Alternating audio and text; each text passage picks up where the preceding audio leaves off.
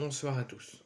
Ce soir, je ne vais pas faire beaucoup de vidéos vu l'heure. Je me suis pris un petit peu trop tard et comme j'ai regardé Le Havre Monaco et que j'ai un petit peu bougé dans ma sphère privée et profité un petit peu de mon week-end cet après-midi, je n'ai pas eu le temps de faire beaucoup de vidéos aujourd'hui.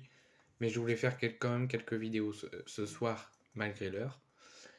Ce soir, donc il y a eu ce drame footballistique, ce drame tragique et ce décès de ce joueur ghanéen lors d'un match de football cet après-midi à l'âge de 28 ans, d'un malaise cardiaque et ensuite d'un arrêt cardiaque sur la route de l'hôpital.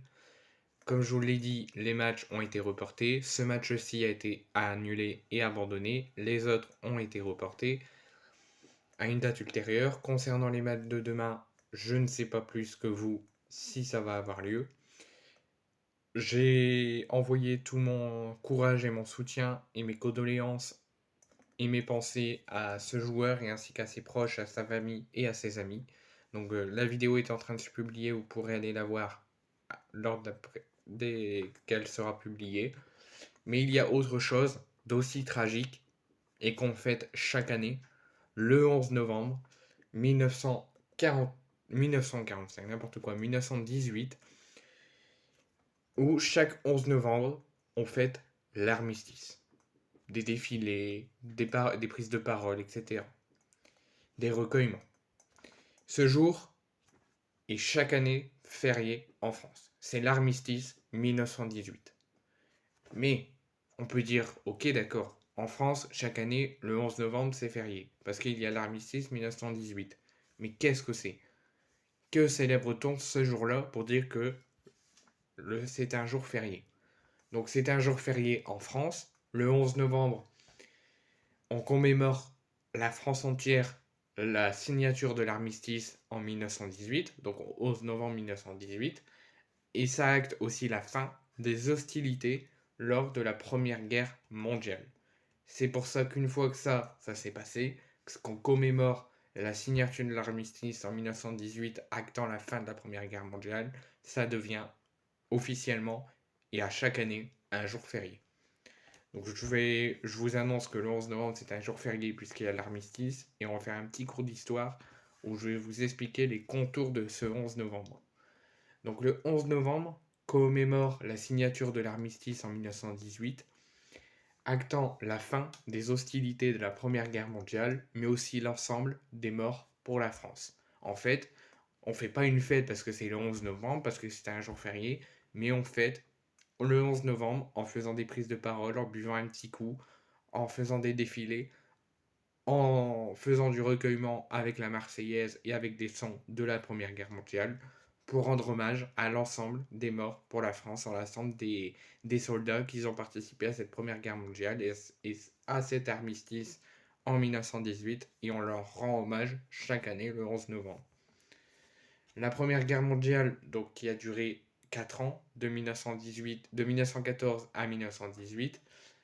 Donc cette Première Guerre mondiale, elle oppose la Triple Entente, composée du Royaume-Uni, de la France, de l'Italie, à la Triple Alliance, composée de 3 équipes allemandes, austro-hongrois et ottomanes.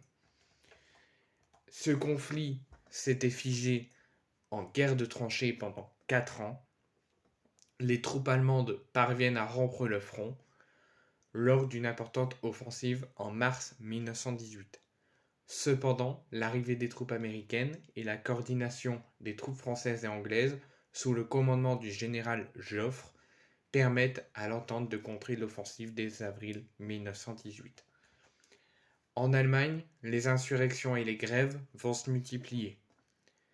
Et une révolution éclate le 3 novembre, et pour éviter que le pays tout entier ne tombe sous le joug d'un régime communiste comme la Russie, les dirigeants allemands vont demander la suspension des hostilités et l'adhésion de l'empereur Guillaume II. Pourquoi on fête cet armistice 1918? Parce que l'armistice a été signé, actant la fin de la Première Guerre mondiale, a été signé à Rétonde le 11 novembre 1918 à 5h45 du matin. Une fois ça devient un jour férié, un jour d'hommage, un jour de commémoration, et ça acte la fin de la Première Guerre mondiale. Le 8 novembre, donc 2 jours avant la fin de la Première Guerre mondiale et la signature de l'armistice, La délégation allemande est reçue dans la forêt de Compiègne, à la Rétonde, dans le wagon bureau du général Foch, où les conditions de l'armistice vont être présentées, avant la signature le 11 novembre. Le lendemain, l'empereur Guillaume II abdique et la Nouvelle République accepte les conditions de l'armistice. Le 11 novembre 1918, à 5h45 du matin, l'armistice est signé et dans les conditions demandées par l'entente, et les hostilités sont suspendues le même jour, quelques heures plus tard, à 11h. Enfin, donc le 11 novembre, c'est une journée d'hommage, de recueillement, de la commémoration de tous les morts pour la France. En fait, pour conclure et un petit peu résumer tout ce que je viens de vous dire autour du 11 novembre 1918, quand on dit qu'on va se recueillir, qu'on va faire un défilé, qu'on va boire un coup, qu'on va prendre la parole, le 11 novembre 1918, c'est pour rendre hommage à cette Première Guerre mondiale et à tous ces soldats qui sont morts pour protéger la France lors de cette Première Guerre mondiale, qui, je répète, a duré entre 1914 et 1918. En 1919, la première commémoration du 11 novembre est discrète. Une minute de silence était respectée aux honneurs aux soldats morts pendant la Première Guerre mondiale, aux Invalides, sur Paris. Donc je ne vais pas vous expliquer l'intégralité, je ne vais pas vous faire un intégral de cours d'histoire, mais ce que je voulais vous expliquer, c'est une bonne moitié de ce qui contourne le 11 novembre 1918 et pourquoi on commémore ça et pourquoi on rend hommage aux soldats qui sont morts pour la France et qui ont participé à cette Première Guerre mondiale. Donc je sais, je commence les vidéos de ce soir, j'avais prévu juste vous faire le débrief de Le Havre Monaco. Finalement, je voulais quand même vous faire les deux vidéos là, je les commence de façon triste, mais c'est quand même important de les faire. Donc malgré l'heure, j'aurais pu et dû le faire tout à l'heure en début d'après-midi, mais je vous souhaite quand même une belle armistice et rendons hommage aux morts pour la France.